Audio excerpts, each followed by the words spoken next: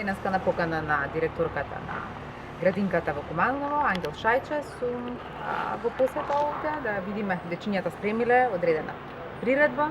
За мене како министар дополнително сакам да видам како оди работата во втора смена, како се условите во градинките, да се видам со вработените, поради тоа што се видов и со сон, но сепак сакам и изборно да слушам во вработените, еве во Куманово, како се условите за работа, дали има потреба од никакви дополнителни преговори. Ако имате сега прашање, подносно ова слободно. Обезбедени ли се средства за дополнителни работувања, докато имат потреба не само овде во Куманово, како и воопшто во градинската? Како што најавив пред СОНК и пред останатите медиуми на изјавите, преговараме за буџетот во 2018 година, свесни за потребата за дополнителни вработувања и во таа насока работиме и обезбедени средства. Докаде е реконструкцијата на Пионирскиот дом? Таа се тече, има 45 дена, тоа значи дека некаде 20 октомври треба веќе да се предаде објектот на градинката за да се работи. Министерке, повеќе од 6 месеца не работи Народната кујна во Куманово. Има некои проблеми кои што под период не може да се решат. Докаде е таа процедура со оглед на тоа што сиромашното население е оставено само на себе со овој проблем? Да, тоа е така. Јас известив и владата, не само во Куманово, истото ми се случува и Велес, поради тоа што центрите за социјална работа биле оставени да немаат лице одговорно за јавни набавки. Ако немате лице одговорно за јавни набавки, вие не смеете да спроведете јавна набавка.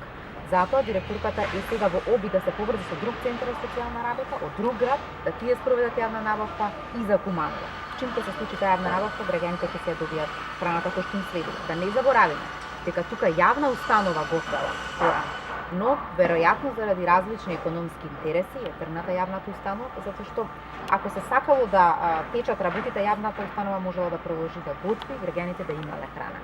Но прекинат е тој договор, не е склучен друг договор со економски оператор и затоа граѓаните патат. Но ние не можеме да го надминеме овој проблем поради тоа што кога еднаш е прекинат договор, не влеговме во избори, а пред изборите немавме лице кој што смееше да спроведе јавни набавки. Јас имам уште едно прашање на уважаема секретарка. Значи, сигурно сте запознаени и знаете дека во селото Белотурци живее семејство кое што има проблеми со видот, а поголемиот дел од членовите се слепи. Тоа семејство, иако претходната министерка Римјански најави дека ќе помогне, се уште оставено само на себе. Имате ли во план, во агенда да му помогнете на тоа семејство со оглед на тоа што започна училишната година, а девојчето се уште патува по 8 км во еден правец за да стигне во селото Белица? Да, целосно сум запознаена со случајот, дури кога бевме во опозиција. Јас комуницирав и со семејството и со едно друго семејство кое што се наоѓа близко до тоа село. Тие ги примаат сите права кои што им следуваат согласно закон. Значи системот, оние трансфери кои што може да ги исплати, значи не е оставено само на семејството. Единствено што може да се направи е да се плати превоз. Ние разговаравме за тоа. Но тоа семејство бара да има стан во Куманово. Да има станови, да има куќи, и тоа може да го обезбедиме, но да обезбедите стан или куќа за лице што веќе има дом, а прито имаме толку многу граѓани што се бездомни, мислам дека системот би постапил нефер. Така да тоа што може системот да го направи за ова семејство е направено. Дополнително превозот кој што општината сметам дека е го тоа изменачи. Има ли социјални станови во Куманово и каде се социјалните станови?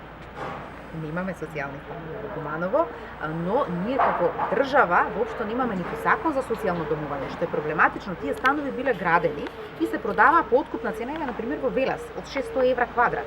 600 евра квадрат е и пазарна цена во сите градови, во Скопје е малце поскапо. Значи дека тие колку биле социјални станови и како е направена таа целосна манипулација, ние правиме ревизија и министерот за транспорт и врски исто така го разгледува во прашање за да најдеме нов модел каде што ќе се отстапува одреден простор, дали е стан, дали дел од колективна друг тип на стамбена заедница, каде што граѓаните ќе го користат додека се економски немокни. Во моментот кога ќе станат економски мокни, би требало да го отстапат на друго семејство кое што е во тој момент во немокни. Така треба да се ревидираат сите овие начини на доделување на станови и начинот кој што граѓаните ќе добијат кога што